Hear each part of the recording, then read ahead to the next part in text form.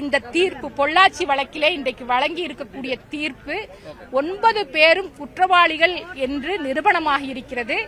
குற்றவாளிகள் என சொல்லி இருக்கக்கூடிய நீதிபதிக்கு எங்களுடைய மனமார்ந்த வாழ்த்துக்களையும் பாராட்டுகளையும் தெரிவித்துக் கொள்கிறோம். ஏனென்று சொன்னால் இந்த வழக்கு ஒரு பிரத்யேகமான வழக்காக நாங்கள் பார்க்கிறோம். ஒட்டுமொத்தமாக அன்றைக்கு இருந்த காவல்துறையும் அன்றைக்கு இருந்த ஆட்சியாளர்களும் இந்த வழக்கை மூடி மறைப்பதற்கான எல்லா முயற்சிகளையும் செய்தார்கள்.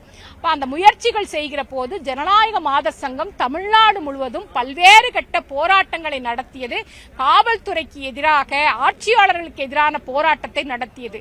எங்கள் போராட்டத்தினுடைய விளைவாகத்தான் இந்த குற்றவாளிகள் அன்றைக்கு கைது செய்யப்பட்டார்கள். அதன் அடிப்படையில் தான் இந்த 6 ஆண்டு காலம் இந்த நீதிமன்றத்தில் இந்த வழக்கு என்பது நடந்தது. இந்த வழக்கில் குற்றவாளிகளுக்கு நிச்சயமாக இன்னைக்கு 12 மணிக்கு வரக்கூடிய தண்டனை என்பது சட்டத்தின் உச்சபட்ச தண்டனை என்பது இவர்களுக்கு வழங்கப்படும் என்கிற நம்பிக்கை எங்களுக்கு இருக்கிறது. போராடக்கூடிய பெண்களுக்கு இந்த தீர்ப்பு நம்பிக்கை அளிக்கக்கூடிய தீர்ப்பாக இருக்கிறது.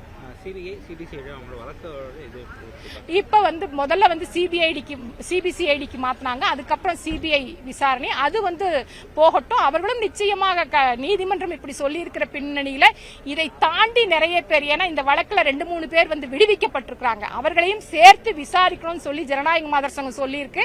அதையும் சிபிஐ விசாரிப்பாங்கிற நம்பிக்கை இருக்குது. சிபிஐ விசாரணை அதன் முடிவும் நிச்சயமாக குற்றவாளிகளுக்கு கடுமையான தண்டனையை உட்படுத்துவதாக அமையும் என்கிற நம்பிக்கை எங்களுக்கு இருக்கிறது.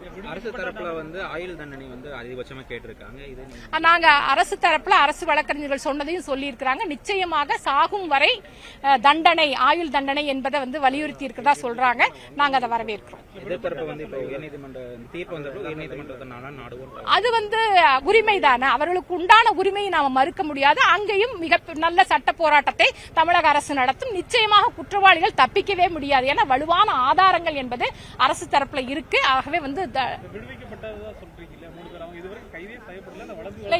கைது செய்யப்பட்டு விடுவிக்கப்பட்டாங்க. கைது செய்யப்பட்டு அந்த சமயத்தில் கைது செய்யப்பட்டு பிறகு விடுவிக்கப்பட்டாங்க. சிபிஐ விசாரணையில் அது இருக்கு.